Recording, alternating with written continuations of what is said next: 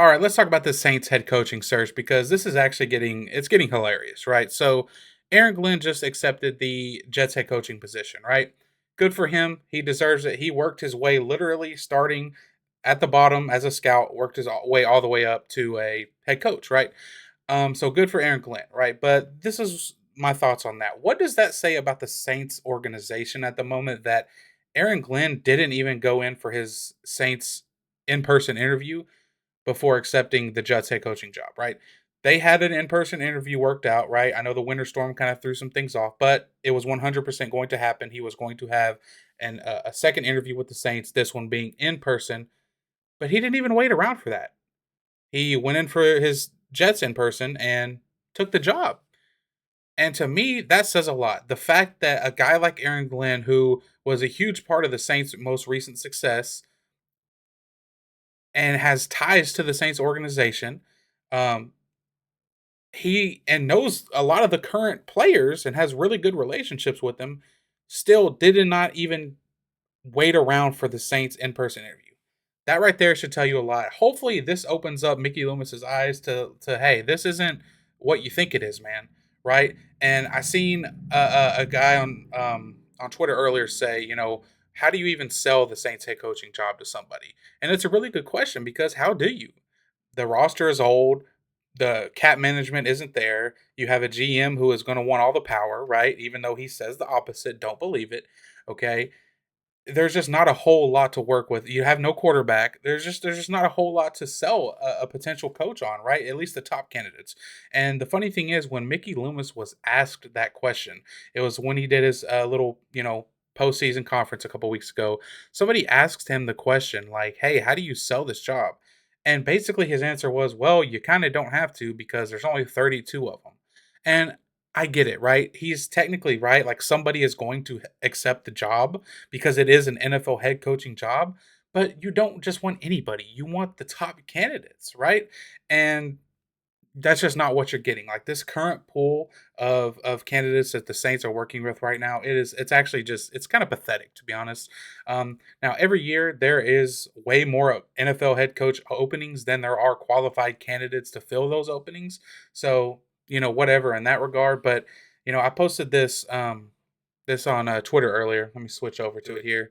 So right here, it says the Saints head coaching search has been hilarious, right? Fired DA in November, which should have given them a leg up in the research process. It didn't, right? Mickey Loomis even said himself that they really weren't even getting into that yet. They could have. Why not? What do you have to lose, right? You got, the Bears have already hired a coach. The Patriots have already hired a coach. Jets have hired a coach. Saints hadn't had a head coach since November. But look at him now, right? The top candidate in this year was Ben Johnson, obviously, right? Super innovative on offense. He ends up taking the Bears job. He wasn't even an option with the Saints, right? The Saints wanted to request an interview, but they knew better. Trust me, I'm telling you guys. So he wasn't even an option for the Saints. That right there says a whole lot that the guy wasn't even a candidate because why would he want to work for the Saints, right? And then again, something I already mentioned, Aaron Glenn didn't even give the Saints an in-person interview before taking the Jets job, which says a lot due to his history with the organization. Again, big part of the Saints' most recent success, has ties to the organization, um, knows a lot of the current players, and he didn't even want to give them their in-person interview before taking the Jets job. I mean, that right there says more than anything, in my opinion, right? And as of right now, the currently scheduled second interviews include a guy that doesn't have the resume to be a head coach, which is Kafka, the current Giants offensive coordinator, who was stripped of his play calling duties in New York, and for some reason that I guess warrants head coaching interviews. And a guy who coordinated a mid defense, a Dolphins defense, and Anthony Weaver.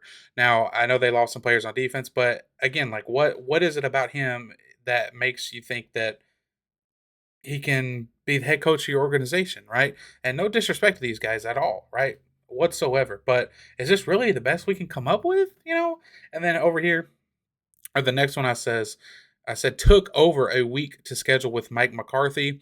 Once he became available, and he's another retread head coach anyway. Now, Mike McCarthy, his contract situation with the Cowboys was kind of up in the air, and but that was like almost 2 weeks ago now, and for some reason the Saints still have not interviewed the guy. Right? I know it's in the works. I think it's going to probably be next week or something. after all the snow's dead and gone. But why did we wait so long? Right, the guy is already interviewed with the Bears. What if the Bears offered him the job, and that would have took him out of the candidacy, right? And again, Ben Johnson, who ended up taking the Bears job, he wasn't going to go to the Saints, so you got lucky with that one, right? You waited too long to schedule Mike McCarthy, and I mentioned he's another retread head coach anyway. A guy they just fired was a retread head coach. The difference with Mike McCarthy is I think he's a proven winner, at least, right? It definitely would not move the needle per se, but I think he could bring some stability to an organization that badly needs it right now. I mean, he won a lot of games with the Dallas Cowboys, right? So, he will win you football games. Not the prettiest move, but it's a move that I could become okay with, I guess, right? And then Cliff Kingsbury, who isn't even doing any interviews right now, he's waiting to the playoffs, right? Which I respect that 100%. I know a bunch of Lions fans right now are mad at Ben Johnson because, they think he was kind of focused on the wrong thing, which is kind of ridiculous, but I get it. Um, and again, with Cliff Kingsbury, he's another retread. He is, right? Like, is this really all we got? Like, there's no like new blood here anywhere, like at all, college ranks anywhere.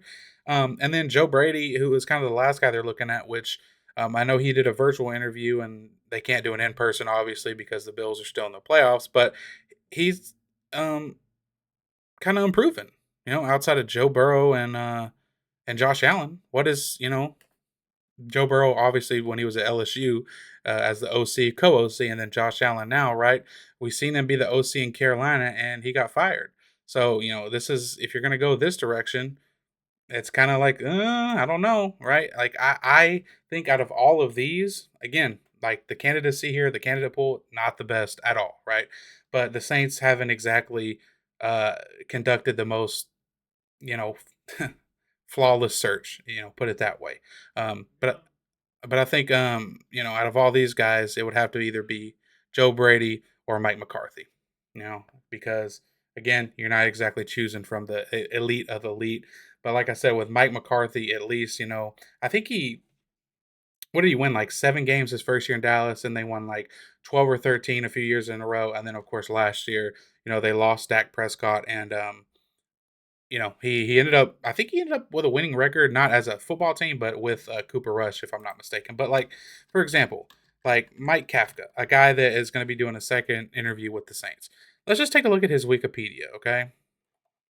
Where is it at? Did I miss it? Mike Kafka wiki. All right, let's check it out here. So right here, as a coach, this is his entire resume, right? Can you guys see that? Yeah, this is his entire resume. Okay, he was at Northwestern in 2016 as a graduate assistant. Then he's with the Chiefs in 17, 18 and 19, 20 and 21.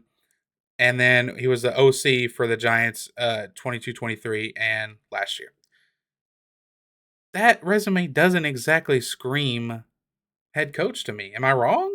Like, yes, he spent all these years with the Chiefs, but, you know, that kind of screams like a Matt Nagy situation where the Bears hired Matt Nagy just because he was the Chiefs OC, right? When it's really Andy Reid.